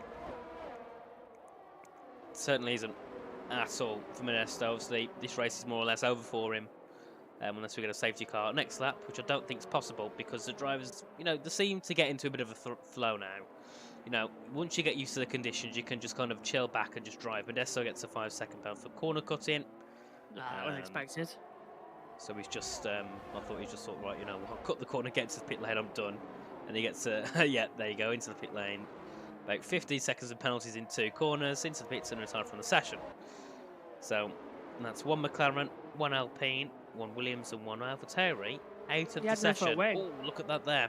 Gianpietro right on the back of Cameron Deads as I go through into turn 18 and 19. Now you can see right just riding the back of that McLaren. Same with Drake and Primoz behind. Drake really, really close to the back of Primoz. We'll go on board with Drake actually to see if he can get a move done. 2 tenths behind now as I head through into turn 22, then shortly into turn 23, and then that's where it breaks up. They can't get close enough to make a move into turn 1. Jonas says, I think it'll only be 5 seconds faster. He thinks. It could be. I was hearing 11. That's what I was being told by Luke Smith, who I think it was at Autosport, now has moved over somewhere or other. But it should be around about at least 10 because they're removing that sector and it's so slow through there. We'll have to see. We won't find out until October, I believe, the Singapore Grand Prix, isn't it? Somewhere around there. Usually is. And Drake right behind Primoz, not close to making a move yet again. We've said that for the 1 minute's time this race. And actually, he's getting close to make a move around the outside into turn 8. Very close. Snappy. But defence from Primoz, it's pretty much impossible to get a move done. Yeah, this is follow me leader at Singapore, isn't it? That's the one problem. Although, it's really annoying because we get some great Singapore racing. We really do. But the rain sort of interrupted it. It's just changed a little bit. My goodness me. Over the bridge. Drake hitting the back of Primoz into that braking zone. I thought, hang on, he can't do a push to pass, surely. And you can see he's got a little bit more pace in the bag, but, you know, the defence... It's okay. Yeah, it's okay, everyone. It was just the tip. Wow. That saying can be used in many different scenarios. And Andy in the chat says we will find out in July or something when the new game is released. Well, that's fair, but then again, the game is always quicker than real life anyway. Yeah, lap time here was a 1:36.2. In the qualifying we had, it was like 1:34, something like that, wasn't it? 34.8, I believe it was. So way quicker. And Drake yet again right on the rear of Primoz as they head into turn 22 and 23. And this time could possibly look for a run. We'll go on board with him. Oh, there we go. And Milan and Jeremy fighting there. Jeremy into the pit lane. Is it getting wetter? Is it going to full wet possibly? Or is Jeremy out of the race? Let's see. As Jeremy comes through. Then the pit lane now into the Alfa Romeo pit box, which is really far now. And there we go. And he's onto wets. He's onto the full wets. So wow, brave. This could get even more interesting. We'll go on board with Andre, but then again, it does look like it's getting a little bit wetter on the track, doesn't it? It does look like the rain's getting heavy. It was easing up about 5 laps ago, now it's getting heavier. And we got, what, 9 laps to go? Hey, You know, how can you tell it's esport, Richie? How can you tell it's esports? We're using wet tyres. Bingo! Yeah. The first time in a century we've seen wet tyres be used. They're like, the drivers are there just like trying to blow the dust off them because it's like, oh, hang on, this is territory we never go into at all. The wet tyres. Yeah. Oh, look at Andre. Big slide as they come out of turn 14. You can see it's definitely into the wet weather's locking up, going deep, sliding everywhere. It's not ideal at all. That's what she said. Wow. You left me wide open with that one. I had to. Couldn't not. Well, I suppose we never fail to entertain. As they come through the final couple of corners, is Bogdan going to pit? Let's see. It's getting worse. It's getting no, worse. They stay out. No. Jess says, in real life, the wet tyres are not used at all. Until Imola, when they've brought it. I'm surprised no one's going for that gamble. Yeah. But the thing is, they've brought the intermediate tyres to Imola at the Italian Spring, where it... And Drake Dempsey! With a 3-second time penalty, that would drop him just behind Miller May. And we've got a spin up. That's Jeremy. Jeremy is spun, and is that damage from Jeremy's car? Yeah, Dempsey's out of the race. I think he's retiring. 5-second penalty, and he's out. Oh, in the pit lane. Yeah. Oh, two in a row. Big shame for Drake. And he was looking to get second earlier. What did I say? He was going to get second, and he hasn't. I'll commentate curse him yet again. So, Red Bull, how's the new job? Well, not going too ideal. Could have gone better. And Joss in the chat says prototype tyres are secretly the wet tyres. That's why they aren't used. Yeah. That's pretty much it. Yeah, Imola, we get a new wet tyre which doesn't require tyre blankets. Oh wait, yeah, because the tyre blankets, yeah, they're not used, are they, this year? Yeah, well, only for wet tyres now. The dries keep it. It's 2024 they get banned. Oh, okay. To be fair, everyone was moaning like, this is ridiculous. Formula One. Why are we banning tyre warmers? It's like banning running shoes. It's like, you don't need tyre warmers. Why do you let them go out? Other series don't have tyre warmers. Formula 2 doesn't have tyre warmers, and they have some classic racing. Why does Formula 1 need tyre warmers? Well, safety. It's nothing to do with safety. The cars these days generate as much heat. You do realise that. I always say to the people, so you lug all that electronics around to heat the tyres up, only to let them go cold in the pit lane, because the tyres, as soon as they're taking out the tyre blankets, lose temperature within the first 60 seconds when they're waiting in the pit lane. Yeah, and yeah, I don't think they should be using tyre blankets, to be fair, because I think it's a bit of a cheat code in a way. You know, it's all in F1 now. There's too much safety. You know, it's not as interesting as it was before. Back in the 80s and the 90s, there was no tyre blankets then. So I don't think we should have them now. And like you said before, lots of other series don't use them at all. So it's like, you know, F1's getting this special treatment. It's like, these are meant to be the best drivers of the world. Why can't they drive without tyre blankets when all the other drivers can in other series? Because, to be fair, and this is me quoting another driver who races in another series that doesn't use them as well, because this is his words, not mine, and I'm going to respect the drivers by not saying it. The big babies need their blankets. Well, I could think of a few names to use, but I don't think very close. Now he's back onto the... I presume it'll be back onto the Inters. So I guess it isn't going dry. I mean, isn't going wet. So the Inters... I mean, the wets made an appearance for 2 laps, and they're gone again. So it's not getting wet enough, and we're stuck on the intermediates, and the wets aren't doing anything. We can't go to dries. So we're stuck on these Inters yet again. Basically flashbacks to 2022. And in the chats, it's time, #enjoy Bogdan. I wouldn't mind seeing Bogdan win. Yeah. I don't think Josh very would good either. If he can. That'd be fantastic. He could do with a win as well. He could. He did a really nice second race in. Right there. It took him, I think it was 8 rounds in F3. It's looking at the moment, it's only going to take him 2 rounds in F2. So really, really nice strategy from Bogdan, pitting onto the Inters early. At first we thought he's crazy. Now we realise, no, he's not crazy, he's just clever. It's the confidence boost, isn't it? That's the thing. No, Josh, we're not racing in Monaco, thankfully, because that would have caused many pain to us all, especially if it was wet. Oh dear God, that would have been exciting. Well, it would have been exciting for the first 2 laps when we saw everyone DNF.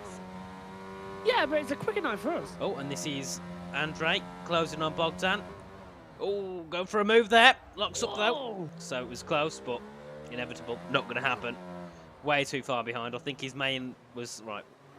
Brake late into Bogdan, then Bogdan might go wide, might worry, and then I can get through. Well, Bogdan's not worried about that at all, and just kept his normal racing line as I head now down through in towards the old, well, I suppose the new Singapore sling now. Turns through 10th through to 12. Oh, Bogdan very close to the wall there, and Andre as they head through that section under the breach, well, over the breach now, and into the braking zone at turn 13. You can be very careful on the throttle.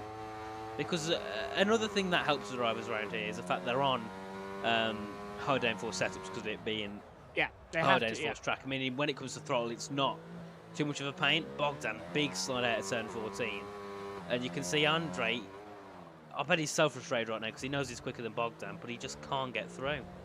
I'm envisioning Senna and Mansell at Monaco. Yeah, and RJ's really in the mantle. It's getting wetter by the look of it on my screen. I don't know about yours. See, in some areas of the track it's dry up, some areas of the track it's wetter. And you can see Andre, yet again, within that 3 or 4 tenth gap. And the dirty air is also going to be playing a part. So, you know, it's gonna be a bit of a struggle if he wants to try and get through on Bogdan, but he's got 5 laps to do it. So it's not that long now. These tyres are getting used up. They haven't got long to make moves, so he's got to do it sooner or later. There was no water to lubricate the tyres with for so many laps. Their tyre wears through the roof. I mean, it's really going to be struggling to say if they can actually make it to the end and whether the Inters can actually last if they're hard enough. They'll definitely get to the end, but there'll be a lot more wear on them compared to the likes of Leonard and Daniel. I've got a feeling that Leonard, if there's a late safety car, which we often see, Leonard's in a very good position, so as Daniel, as you say, to close up. Bogdan again, such a deep corner through 8 as well, and Andre's just lining him up. I think Bogdan actually touched the wall as well. We'll take a change of view as I head into the Singapore thing. Yet again, 26 laps in and 4 to go, and you can see big struggle for Bogdan and also a big struggle for Andre, but they're a lot quicker than the guys ahead. 2.2 seconds between Andre and Tycho, and then also 3 seconds between Tycho and Camille. So the grid, the top 4, separated by over 5 seconds. 27, 28, 29, 30, 31. 5 to go. Jeremy with a 3-second time penalty is down in 14th, so it doesn't really affect him too much. He knows he's out of the race. Round about 10 minutes left, Richie. Yep. No, really long. And he's retired in the pit lane. Okay, pit lane. I was thinking, is that going to be a safety car to liven things up? But it won't be. Well, I highly doubt it. And also you can see Thomas losing so much time on Daniel and that ahead. It's a bit like an Alonso tactic, isn't it? Just lead the train along. And big snap for Andre as they come out at the final corner for the 27th time.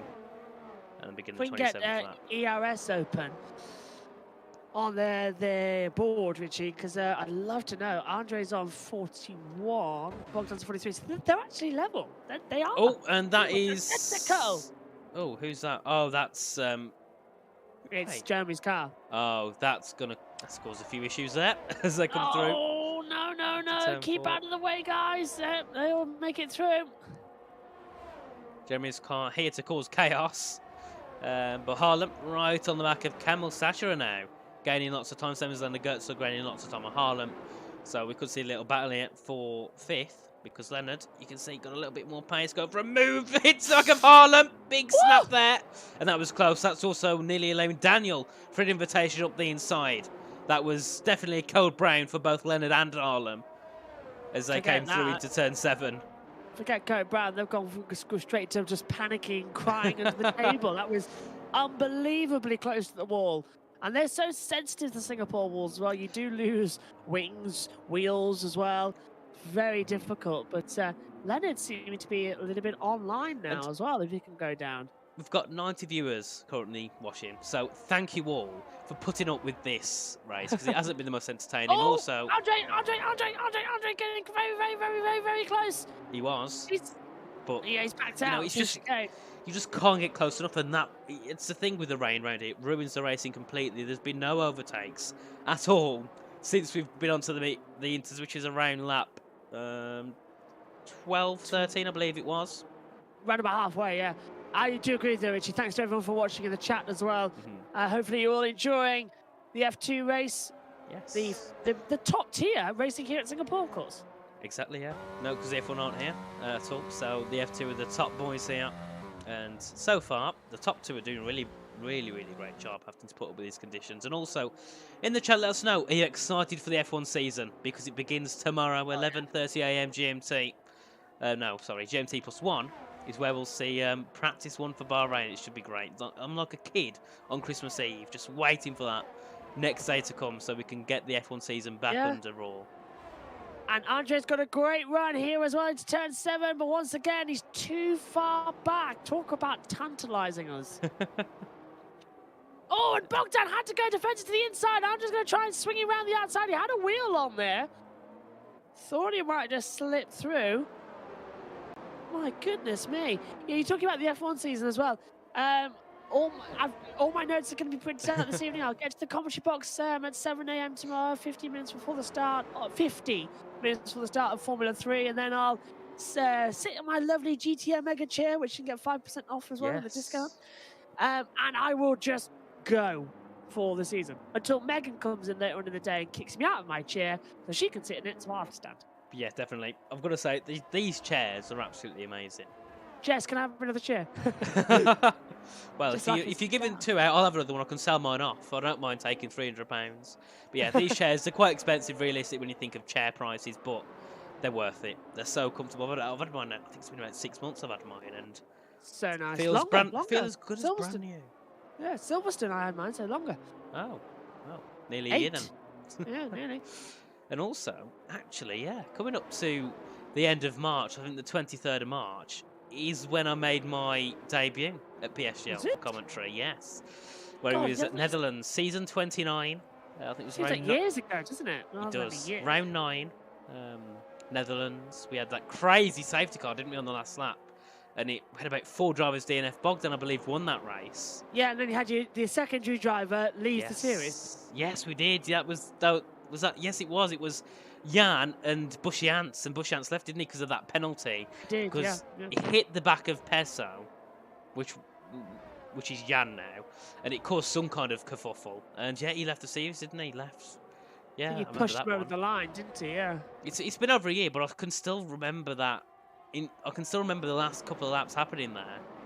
You can still I can still replay it in my mind. It was a great race to begin the commentary off, and sometimes I don't like to look back at that race because I hear my voice and I think, well, I've definitely came a long way since then.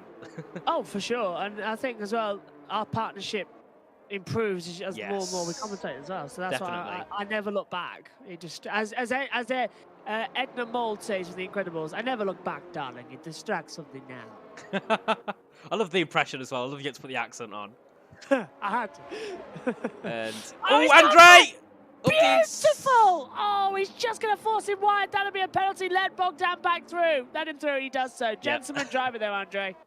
That was, well, even though... Oh, and he's going for it again into turn 14. Look at Andre. He's not messing about. Bogdan, though, he's still going to push. And Andre becoming Max Verstappen now in these final points of this race. Jesus, Bogdan's definitely worried right now. He's not going to go for it into the bridge section. Oh no.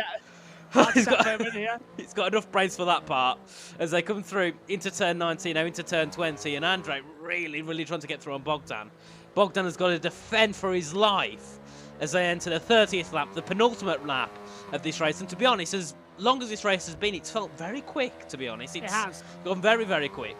Oh, big snap there from Andre on the curb as they come out of turn 23 into turn 1 now. Not going to be close to make a move into turn 1. Luckily, it doesn't go for it that time. You can see Bogdan struggling a lot on these tyres. These 20-lap-old Inters are going to be struggling a lot now as they come through. Here we go. Down into turn 3 and 4. He ain't got the traction, is he? This will be down Raffles Boulevard. Bogdan goes wide. Perfect line from Andre. Now they slipstream. I don't think he got enough speed there, Richie. He didn't, no. They're heading now down in towards turn 5, and he's not going to close, just 2 tenths back. And he's going to go for it up the inside! But not enough. Bogdan cuts the door off completely, and Andre just can't get through. And then they come in towards turn 7, 8, and 9, and Andre... He's really wants to get this win, but so does Bogdan. And Bogdan's not going to hold off. As I come through now, down the straight in towards turns 10, 11 through to 12, the Singapore Sling section, which has been revamped completely. Andre's really pushing him now as well. You can see it. He's Bogdan's right in his way, like a big spot on the mirror. Oh. Move over, you can hear him saying in the cockpit, as Murray would say. He just won't get out of the way. Bogdan is still staying flat to the ground. Right, looking in the chat, we got Bogdan supporters everywhere. Bring it home, Bogdan. I believe in Harlem Harlem's down in 5th. For win, Bogdan win, kill Andre. Kill Andre. Oh, come on, Bogdan, please. Come on, Bogdan. It's like that scene in The Simpsons. Kill Bog, kill Bog. Oh, Harlem's round. Oh, no. Oh, he's lost positions at least. Leonard's up to 5th. That's going to help out Cameron a bit as well. Yeah, it's like that scene in this. Oh, and that's all sorts of chaos in the complex, and they're still touching. Yeah, and Andre not close up to Bogdan, so we're going to go with Harlem, as he's going to be pushing after Daniel and Leonard, and Daniel right behind Leonard as they come out at turn 21 now, into 22 and 23 very shortly. And the gap's stretched back again to a few tenths, so not going to be close enough to make a move at all. We begin the final lap of the race as Ron Baldy, Daniel Kaya, currently third in the championship. That's probably not going to stay that way, as he's going to lose positions probably to Bogdan and Andre. It's got lots of big date there from Daniel. Harlem's going to try and get the slipstream. You'll focus on that. I'm taking a look at P1 and 2 here. Andre again's got a great run, but not much happening down there. I think Bogdan's got this one at the moment, guys. He looks like it. Bogdan, absolutely superb defence, and you can see Bogdan, he's not letting Andre through it all. You think now some of the drivers will go, actually, you know what, just go through. I don't want to die. But Bogdan's like, no, you are not getting that position. You can fight all you want, but you're not going to have it unless you work really hard. And Bogdan's giving Andre a really hard job here as they now charge down towards turn 10 through to 12. Richie, it didn't say kill in the chat. It said the Bogdan, the. Oh, no, because it said full win, Bogdan will kill Andre. I was making the joke of sad joke, Bob. Oh, well. Andre's really sliding around now as well. Bogdan has got this one in the bag. Andre lost over a second now, Richie. My goodness me. Well, it was Cameron a week ago, and now it's going to be Bogdan here so far in Singapore. If he can just keep it on. Tycho Hardy's going to get a 3rd position, his best result. This is a fantastic podium. As you say, though, Richie, 6 different drivers on the podium in 2 races. Yeah. Well, we hope that's going to stay that way because we've still got some corners to go. So it could all be lost there for Bogdan and Andre, but it looks like it's going to go in the way of Bogdan. Out of the last 2 corners then as well. This will be the run to the line. It's a little bit deep. Andre's too far back. It's been a dominating defence and a display of character. Bogdan Moldovan is superb in Singapore and wins round 2. Andre takes 2nd. Tycho is 3rd. And it's a mess at the line, but Bogdan Moldovan wins. And the championship leader, Cameron Dowds, comes home in 9th. So it's still points, but not where he would have wanted. Qualified in 5th, he's down to 9th. So not the best race for Cameron Dowds at all. But surely there'll be a penalty for Andre with that collision down into the hairpin, because that looks like an attempt of a push to pass. He literally hit the side of Bogdan and still was committed to the move. So and he went through and then went back on it into the next corner, which is not really cricket, is it? But yeah, really nice for Bogdan Moldovan. Deserved it. He won in F3, he's won in F4, and he's now got to win in F2. And we can see that Bogdan Moldovan wins 1.5 seconds ahead of Andre Tarabukin. And Tycho Hardy started in 9th, finishes 3rd. Really nice. And Kamil Sachura, probably my driver of the day, 19th to 4th. Really nice from him.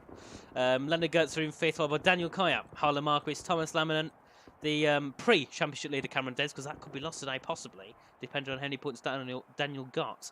And then Gianpietro Aguiano takes out the final points position in the Ferrari. And then we look further down, we've got Aston Martin for Primoz Mklavčić, Milan Mayer, Legend Rosenberg. Didn't finish in the points, and then Jeremy, Drake, Modesto, Sergio, Oscar, and Vincent all out of the race. So, big shame for Vincent. Missed out on some vital points today. I'd like to know what happened down at Turn 1 with Vincent. Hopefully, we'll get to see that soon. I'll look in the chat a bit to see if I can find out more. But that was an interesting start. Got a bit dull. Got even more dull when the Inters came out. But then it got really interesting on those last few laps. Andre, he was not holding back Ozzy at all on box, and he was really, really keen on getting that move. He's also not happy with us because we showed his ERS like 3,000 times, but we leave the ERS on as much as possible. Well, we did show his ERS because I didn't have the telemetry on today because I didn't want to keep showing everyone. Right. That's what I said. He said, "Why did we show it so much and not bogged up?" Well, we were swapping, but we were watching your onboard. It's called the chat asked for it. We let them anyway. Let's get some positivity as well. Bogdan Moldovan, you are a Formula 2 race winner. How are you doing? I'm doing fantastic. Like, I just can't believe it. Beautiful drive. F4 title, F3 winner, now F2 winner. Took you, 8 races last time out, I think Richie said. In F3, done it in round 2 here as well. Your confidence and racecraft improving like mad, and that was a stellar defense. Well done. Yeah, like Andrew, I have to give it to him. He's such a good driver. Like, he put me onto pressure from lap 18 to lap 31. I just could not believe that the laps were counting that slow. I was looking at the lap count and it was going so slow. Each lap I was just thinking what I can do better, where I can improve, where I can get the best exit so Andrew has no chance of overtaking. He had a couple of looks in to the very slow hairpin. We had some taps here and there, but it was all good. I managed to keep in front, and yeah, just the race was crazy. And actually, the reason I think I won the race is my really bad race setup. Like, the setup felt really bad in the race. In practice, it felt really good, but in the race, I don't know what happened. And I actually went for the gamble. Like, I just said, whatever. If I'm not going for the gamble, I'm still getting no points as my setup is really bad. And it turns out my dry setup was better in the rain. Well, you do find crazy stuff here in Singapore, don't you? Go on, Richie. Yeah, I was going to say, the last few laps, Andre was really pressuring you into, I think it was into the hairpin as well. That was the first dive we made. Was you thinking, hang on, this, I could possibly lose this because of how hard Andre was pushing on these last few laps? The thing is if the rain stayed on intermediates, I will won the race easily. Like, the rain being on intermediates is really hard to catch up in sectors because the traction is really hard when you're behind the car. But actually, I think you saw that on stream. The last 5 or 6 laps were actually wet, and the traction was just horrible, like at the exit of every turns. Like, at the start of the rain, we were doing 51s, 52s, and by the end of the race, we were doing 55s, 56. Well, so the pace dropped very, very much, and I just had to keep the car on the middle of the track and defend like hell. And your defense was amazing, really good defense. It's definitely well done on that. But on our stream, I couldn't really see much of a changeover between inters to the wets. It looked like it was going to go wet, I think, about halfway through the interstate because Jeremy pitted onto the wets, but obviously that didn't work out. And that's the only time I really thought, it's going to look in wet here. On the last few laps, on my side, it didn't look too bad, but it makes sense now because there was definitely a lot of sliding from Andre and you at the front. Yeah, like, the conditions got really, really bad at the end. It was just really hard just to keep the car on the track. Like, I was oversteering here and there everywhere. Like, I had just no chance of doing anything there. Like, it was really hard, but I'm really happy that I managed to keep it on the track, keep defending, and yeah. Well, we'll see. Your qualifying pace wasn't the best back in F3, but obviously today in F2 you got 8th in quali, and you obviously got the win. So, do you think in general your pace has increased, or do you just think this is one of the tracks you tend to be really quite good at? Actually, the quali was amazing. Like I didn't expect the quality that good. I actually had some frame drops in the lap, so yeah, I was pretty angry about that. Maybe the anger made me do that lap. I was really pleased with the lap. Maybe 1 or 2 tenths in it, but yeah, to get it in the session, it's really hard. So yeah, I'm just glad I managed to do a decent lap. Yeah. Anything from you, Josh? Fantastic. Right back up there. You're in a title fight now as well, which is going to be even better. Go on. Give us a prediction. Give us a prediction. Can you go for a title? Being F2, like the drivers here are just mental. Like the pace they're showing is incredible. Like back in Spain, I had similar pace to Cameron, like 1.5 tenths off, and I finished P11. Like the gap difference is so low that even if you are 1/10 slower, you'll finish out of the points. So it will be hard, but you better know I will do my absolute best to give a title fight. Bogdan, we're getting a bit of abuse in the chat right now. So I just want to put the record straight, just so it's clarity to cheer one of the drivers up. What was your ERS towards the end of the race? Was it running low? Was it in the 30s? If I believe I had going into the last lap, I had 40% ERS or 30 something. Like I had enough ERS to use for the last lap, the whole lap. Yeah. Fantastic. And by the way, if you're an eagle-eyed viewer and you noticed any ERS at all on the steering wheel, you've got better eyes than me. I was watching that race on a 14-inch monitor and didn't notice that the ERS was on the steering wheel. So if you knew what you were looking at, well done. I was looking at it via the onboard things as well and working it out with Richie. So well done. Anyway, well, thanks, Bogdan, for joining us. Really, really appreciate it. We hope to see you next week. Yeah, thank you very much, and I hope I see you here in the next race as well. Let's hope. Let's hope. See you later. Have a good one. Have a good one. Yeah, I just want to clarify in the chat. Someone's not very happy with us. At the end of the day, when I'm streaming, I'm going to put the broadcast on so it looks best for the viewers. And if it looks better on Andre's screen, I'll do that. So, I'm not going to change it to give people different advantages. So I don't really care what ERS people are on. So if you don't like the broadcast, don't watch it. Simple. Because at the end of the day, it's not really changing your race, is it? Just so you know, Andre, it's not a personal thing. I didn't. I wasn't trying to sabotage your race by showing you your ERS. It's just I'm just showing the view which looks best. I'm not gonna change that to give people advantage and disadvantage. I'm just doing, what I've always done. So, don't. Yeah. But thanks everyone for tuning in with us today. The race wasn't the most exciting, unfortunately, but it was still nice to have a big viewer count and a lot of people in the chat. So, we do thank you for that as usual. But we'll be back next week for round 3. Actually, Avatar says, how old is am I? 23. So I think I'm fairly much more in tune with how to broadcast and what makes good television. And I was going to have a look at the calendar, but the image didn't show up, so we're not going to take a look at the calendar. Yeah, I think it's is it not there? Oh yes.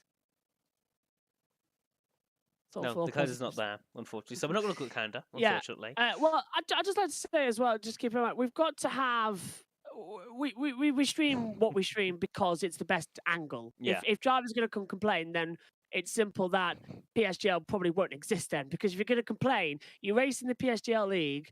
We run the cameras with PSGL. It's our league. We do our stuff.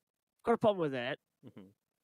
Then we do the same with everybody else. Well, when you're not going to get special treatment when you race in a PSGL league and we're the PSGL broadcasters. That's not going to say on that. That's the thing. I don't like really to go on about stuff like this. But that has slightly annoyed me. Yeah, exactly. But also, in the chat, Cameron said you guys done great. These commentators can't from the race. Well, that is true. And hopefully, Cameron can do a lot better next week in round 3. Well, I can simply put. Cameron said, "Can they retire?" Well, we can just put our headsets down, really. Well, or I could just end the stream. That would count. Yeah. Yeah. Let's have a bit of positivity to end this then, Richie. Let's get your thoughts as well. F1 starting back up tomorrow. Everyone's been saying, "Oh, it's Red Bulls, it's Max Verstappen's as well." Does it really see that we're going to have a Red Bull dominance, or are we going to see a situation where Ferrari and Mercedes could probably come back in? See, it's a really close one. Red Bull look like the quickest going into the start of the season. Mercedes, they're just not looking on the pace. They've had lots of struggles. They've both admitted it, and I don't think it's sandbagging. I think they've generally got struggles because we've seen from last season at the start the car was really struggling to get to pace, and I don't know what the ins and outs are. I'm not a car designer or anything, so I don't know if it's the no side pods or if it is, I don't know if it's the no side pods that are causing it or they're from wing re-wing. I don't know at all. But they've definitely got a lot of work to do. And the fact that Toto Wolff has said many times we might not even be getting our full package until Baku, that's quite worrying for Mercedes. Ferrari, I think if they've got some good pace in the first few races with a good car, I think they're able to carry it through. I think Fred will do a better job than Matteo did, hopefully. Fingers crossed. And yeah, I think Red Bull can definitely fight for the championship easily. And I'm not saying that just because I like Max. I think in general, they've got, one of the best car designers. They've got a good team principal, apart from the fact he likes Simone. They've got two good drivers. So, they've got a full package, really, which I think is championship worthy. And let's know in the chat before we go, while we wrap up. Who do you think will win the championship this season? Ferrari, Mercedes, Red Bull, Aston Martin? You never know. It's all going, isn't it? It could be anybody coming through. It's going to be absolutely fantastic. Yeah. This is going to be fun. 2 different winners in 2 different races, 6 different people on the podium. Richie, F2 is coming alive, and I can't wait for next week. It is, because you think, right, look into first race, right, Cameron wins. You're thinking, oh, this, it's looking good out. Bogdan was on 0 points after the first round. Going into the second round, Cameron's only 2 points ahead of Bogdan. It's crazy how tight this grid is, to be fair. And it has become a podcast, Rishan, definitely, but we like it. We've still got people in here watching, so why not? But yeah, it's going to be great, isn't it, the rest of the season here in F2? I think it's a really close grid. We've got some people who've driven F4, F3. We've got some previous F2 guys as well, so it's all, we're all mixing together, and it's making such a strong grid. It's going to be absolutely fantastic. I've got a feeling that Aston are going to be not as good as everybody's been saying, but I think they're definitely going to be in a midfield team scoring regular points, maybe the top 5s coming into it as well. I think Alonso might just sneak a cheeky win at some point during the year as well. Hopefully. Most likely tracks like Canada, Hungary, that sort of thing where it's difficult to pass. So after a good quality, so it's going to be good. And if Alonso can get, as people say, if he can smell a win, he'll go for it, like he did in Hungary a couple of years ago and defended against Hamilton. It's going to be a lot of fun. Right, I think we better wrap up as well. Richie, I'll leave it to you. Absolutely fantastic working again. I can't wait for round 3. Thank you, Josh. Also, great contact from you as well. Not my best performance today. It was a bit of a dull race. I've been feeling under the weather a bit as well today. Been tired all day. So, yeah. Not the best performance from me. And according to some drivers, definitely not the best performance from me. But we must be doing something right if people hate us. But yeah, thanks everyone again for joining us. We've had a lot of views in the chat. Thank you. I've said it a million times, but we really do mean it. And remember, GT Omega, our partner. If you've got some, if you're thinking of buying a chair and you're like, right, we're at the checkout, so let's just click pay. Hang on and make sure to enter the PSGL code first. PSGL, and you get 5% off. Make sure you do that before the end because it's really helpful. It helps us, helps you, and it helps them. So, yeah. But thanks everyone for joining us, and we'll see you next week for the 3rd round of the season. Goodbye. This broadcast was brought to you by GT Omega, proudly supporting PSGL.